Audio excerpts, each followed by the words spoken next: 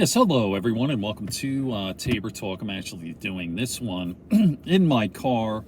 I'm actually in the parking lot of a hospital here in Cooperstown. My wife is having a procedure with her eyes. Obviously, I'm not going to get into into the details of that, but so the internet is kind of blowing up with debate between Destiny and Dennis Prager. All right, so Destiny. What's his name? Steven. I don't know his full name, but his first name is Steven. He goes by Destiny. Very popular among Gen Z and the millennials. I believe he's 35 years old, so he's a millennial.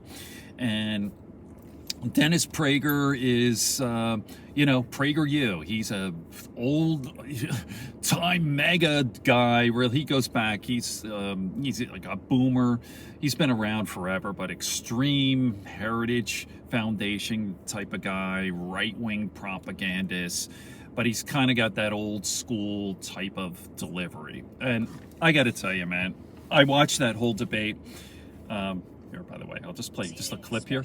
I would say we are going to be speaking with Dennis Prager. Just for a second. The Dennis Prager Show. There's Dennis Prager. He's been on with me before, co-founder of PragerU. PragerU, and yep. also Stephen Kenneth Destiny Bennell Steve. II, known to some just as Destiny, known to some as Stephen. Online streamer, he's got a long name. Political commentator. He's fooling around. It's really great to have both of you on, and we've been working on this for a little bit, so many things have transpired since we kind of decided we were going to do this. So just to start somewhere and get the state of I'll put this in the comment section right just now, for a minute here. We had this assassination attempt against the former president, which, as I say, I am really glad did not succeed, because I want to defeat people with votes rather than bullets. That being said, Stephen, you've been criticized because you said you did not feel, and I hope I'm not putting words in your mouth, particular sympathy for what happened to Donald Trump, in part because when the victims have been on the left, you do not feel that there has been sympathy equivalent to that from the right. Can you tell me if I'm correct in characterizing what you said, and maybe tell us what you feel now? Yeah, I think that conservatives, especially under Donald Trump, have been responsible for increasing the hostility and the political divisions in this country in an unprecedented way over the past 8 years. I don't think that's just a byproduct of what Trump does. I think that's explicitly and specifically why people like Donald Trump. It's because he bullies people, he calls people names, he's boisterous, he's loud, he's angry, he represents what you really, he says what you want to hear. So if that side is going to engage in that on the rhetorical level, and then on the policy level, if you've got people who, attempt to coup the government, lead an insurrection on January 6th in order to circumvent the peaceful transfer of power, when violent things start happening, it's very hard to look at that side and go, my God, I feel so horrible that these things are happening, because this is like exactly where your rhetoric. My sentiments exactly. Where else would it go to but this? What do you think, Dennis? Here he comes. So it's interesting. In preparing for this, I got to know Stephen a little better, and I watched him and Ben Shapiro for about 10, 15 minutes, and it was excellent. And so you only listened to 15 minutes? That I think you, Stephen, that was a 3-hour debate. The staggering, I remember you used the word brain, but I don't remember the other term, about the staggering difference between left and right. And it's definitely one arena where you and I would agree that you believe that the hate-filled rhetoric and divisive rhetoric of this country is largely due to Donald Trump rather than to the left, does offer what I always say, and I have for 40 years on my radio show. I prefer clarity to agreement. We have great clarity in that you believe that. I think it is beyond belief that you believe that. If it weren't for Donald Trump, there would be just as much divisiveness in this country. When you call virtually everybody who is conservative deplorable, when you shut the fuck up, bro. Arrest for the first time in American history the leading candidate of the opposition party. Oh my God, you fucking idiot! When you paint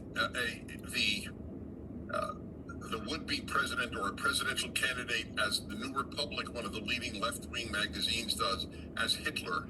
Same old fucking Used talking the points. term regularly when the inaugural address of Joe Biden, This is easily nuts. the most divisive I'll just play president this for a in minute. American history, spoke of white supremacy as a threat to America. This is all bullshit. And Just, meaning, obviously, those Hold who on. vote for Donald Trump. And then say Donald Trump is responsible. If Donald Trump, This had guy's a been piece of assassinated, fucking God shit, forbid, man. And I would say, God forbid, about Joe Biden as well. There would be not one diminution in the divisive rhetoric. Diminution. If Ron DeSantis I'm going to use a were the big word, nominee, diminution. he would be called Hitler as well. Now, what's So, your destiny Dennis, to says? be clear, you're saying you just disagree. You agree with Stephen that there is a difference in terms of violent rhetoric and incitement to violence from left and right, but you believe it is the left that has been inciting the violence, not the right. Let's go. He's a dick. Listen to what It's said. just a deeply unserious opinion. There's no way to Exactly. engage with All it. right. Donald Trump is literally known in the entire world as being the guy that makes fun of people. He literally is the guy that gives nicknames, divisive nicknames, or I'll derogatory pause it. nicknames to his You don't want to see the phone here. I'll put the whole, what is it, like, this is only 40 minutes here, but the full interview I think is like an hour. The full debate, I think it's like an hour. But that's the point I'm trying to make. He completely whitewashes the whole thing. The Trump indictments, like, oh, they're arresting a political opponent, like all the same bullshit. And I guarantee you this Dennis Prager loser has never read the actual court documents, the indictments. I say this to every MAGA person out there. Have you read the documents? Read the actual documents. Melissa Murray's book, right there, all 88 felony counts. Read it. None of them have read it. And they just jump. Oh, they're trying to get Donald Trump because he's the leading candidate. It's just such bullshit. They are unserious people. They whitewash all of Trump's criminality, and it's absolutely pathetic. And to say that the violence is coming from the left, they're so unserious, and they really are. They're scum. I'm sorry. They're just, this guy, Dennis Prager, look at the fucking guy. I mean, he's a piece of shit, and he tries to talk like he's got an old boomer, like he's on a radio show. This guy is dangerous, and he's spreading propaganda. And he really is, let's call a spade a spade. He's a piece of shit. All right, I'm going to be doing a lot more videos on this, breaking it down. I'll be able to show some clips and I'll respond, do this, whatever. But since I'm right here, and my dog has to go. Come on, Dakota. Say hello. He's in my videos sometimes. This is Dakota, and more to come. All right. By the way, Destiny is one of the best debaters I've ever seen, and he does a lot of them. So I think was it a month ago he took on 10 MAGA influencers, 10 right-wing Republican MAGA influencers, and he crushed them. It was like a chess guy, like ding ding ding. It was, oh my god. I'll put that in the link too. The guy is brilliant young man. All right, peace everyone, more to come.